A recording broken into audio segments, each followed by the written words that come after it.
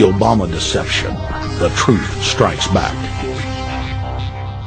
By constitutional privilege, it belongs with the Congress, but it was given up in the Federal Reserve Act. The Federal Reserve is no more federal than Federal Express, but yet it has the power to determine the direction of use of money in our economy. If we could take that power back and put the Federal Reserve under Treasury, we start to be in a position of being able to control monetary policy on behalf of the United States people. The Federal Reserve is totally private, and Alan Greenspan 2 weeks ago on PBS on Lair NewsHour said on record that they are above the law, the Congress, President, everyone. No court can do anything. We run America. What is the proper relationship, what should be the proper relationship between a chairman of the Fed and a president of the United States? Well, first of all, the Federal Reserve is an independent agency, and that means basically that there is no other agency of government which can overrule actions that we take. So long as that is in place and there is no evidence that the administration or the Congress or anybody else is requesting that we do things other than what we think is the appropriate thing, then what the relationships are don't frankly matter. Notice what Greenspan is saying. Greenspan is saying the Federal Reserve is beyond the law. And in reality, they are in practice beyond the law. Nobody, as far as I know, has ever audited the Federal Reserve. One of the first things we ought to do when we nationalize the Fed is go in there and find out the audit. Who stole money? Who engaged in corruption? There's a whole series of people going back to Volcker, to Greenspan, to Bernanke, and so forth. Think of the arrogance of private group of banks that have bankrupted the nation by design so they can repo the country. A private group of banks that loaned us our own money back are telling us they're above the law. You are not above the law, criminals. No one is above the law. No one is above the law, and the private Federal Reserve sure as hell isn't either. Since the founding of the Federal Reserve back under Woodrow Wilson, the Federal Reserve has struck out 3 times. They didn't stop the crash of 1929. They didn't stop the banking panic of 1932, 1933. And now they are the cause of the derivatives crisis because they're the ones who inflicted derivatives on the world with Alan Greenspan. Instead of our economy being about goods and services and real products and manufacturing, it's all about these guys, the private Federal Reserve that masquerades as a government entity who controls the issuance of currency and credit. They're the ones that have cut off the liquidity in the market. They told us have a debt-based economy. Then they cut it off once they get us under their thumb and implode the economy so they can consolidate it. And that's what they're doing right now. I mean, it's in their own documents, it's in their own statements. They claim, give us unlimited power, give us trillions of dollars with the banker bailout bill that's already $5 trillion, not $850 billion as they say. And we'll get the economy going. But they're hoarding the money and buying up other banks that aren't part of the Federal Reserve, buying up insurance companies, buying up roads, infrastructures, media empires, defense contractors. What the banks do is they implode an economy by cutting off credit. And then once things really fall to a low, and they know the low because then they buy everything up and start then putting more money back into the economy, and then they build it back up. So they build us up and then shear us, build us up and shear us. And they're getting ready. All over the world, they're always shearing some country, imploding it. Comes out in their own IMF and World Bank documents. That's just the foreign arm of the same cartel. And these are the people who claim to be the saviors of the economy, the people who have created every important crisis in the past 100 years, the Federal Reserve. So it's illegal, it's unconstitutional, and it's a failure. And I think the failure is what everybody can see right now. Yeah, what they do is they make you think Clinton's evil in running things. Then, oh, Bush will save us. And then, oh, Bush was evil. Now we'll be saved by Barack Obama, but he's just a puppet.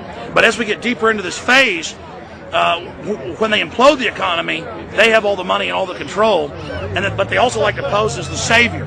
So Obama is meant to be the savior during the Depression, and he'll save us with a 1 million person, he said, is bigger than our military, domestic spy force, a 3 million person environmental spy force.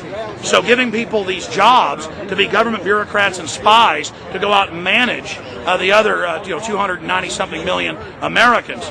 And so this is classical fascism. The communists also do it. Any vertically integrated command and control authoritarian system does this. So they're openly following what the same group of banks did in Germany, Russia. It's in the Communist Manifesto to have a private central bank, because the private central bankers actually wrote the ideas that they had Marx and Engels put out. People go, well, why would the banks want communism?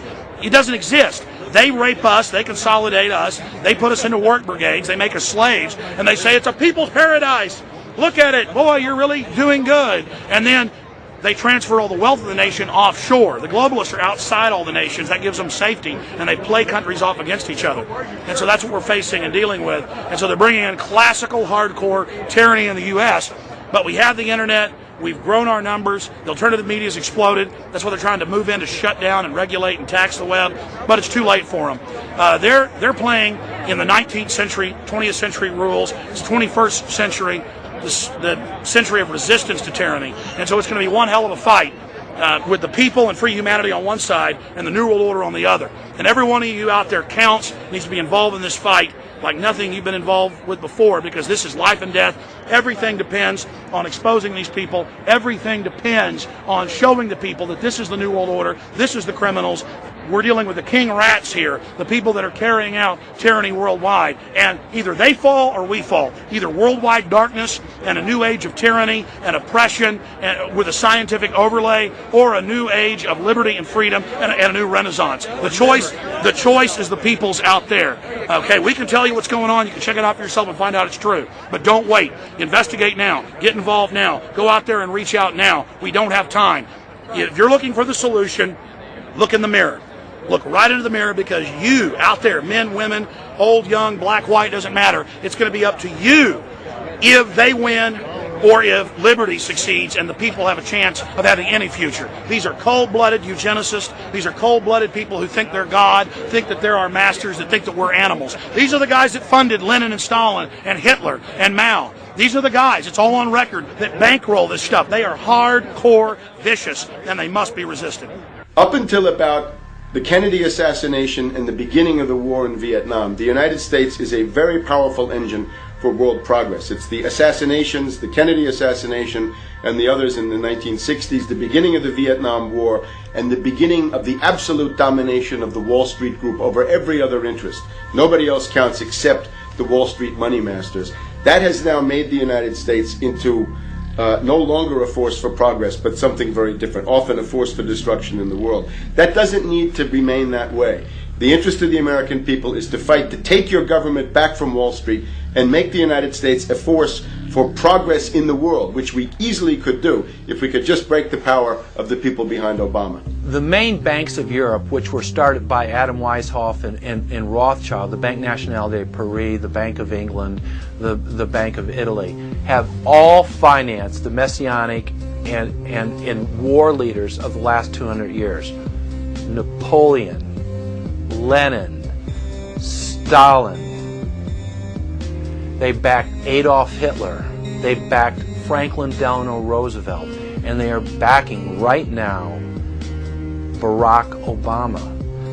The banking cartel had established a beachhead in 1913 through the Federal Reserve Act. In 1947, they set up a parallel shadow government through the National Security Act. From 47 on, the national security state began the long process of absorbing federal and state bureaucracies, while at the same time undermining the constitutional power of Congress and dominating the executive branch. By controlling the issuance of currency and credit, the private Federal Reserve was able to buy up most of the Fortune 500. And if a company wouldn't sell, the bankers would unleash federal regulators to run them out of business. Private central banks in Europe, the United States, and England took taxpayer money and loaned it at over 30% interest to third world nations. The bankers would then bribe the leaders of those countries not to pay back the loans. Their third world puppets would sign agreements stating that when the country defaulted, the banks would be given all the natural resources and infrastructure of the once sovereign lands. But worst of all, The countries would pledge future taxes paid by the people in perpetuity as profit to the private banks. By the year 2000, there were few nations that had not fallen to the designs of the money power. The globalists were now ready to start their final phase of world government takeover, the destruction of the Western nations' economies. To carry out their final takeover, they first removed banking regulations like the Glass-Steagall Act in the late 1990s. This allowed their front companies to issue unlimited credit to the world and to set up colossal Ponzi schemes, the likes of which the world had never seen. The scams were advertised by the controlled corporate media as completely legitimate. Because of the fantastic returns, private investors, corporations, state and local governments invested heavily. They had taken the bait, hook, line, and sinker. To destroy confidence, in late 2007, the bankers themselves began to badmouth the scams they had created.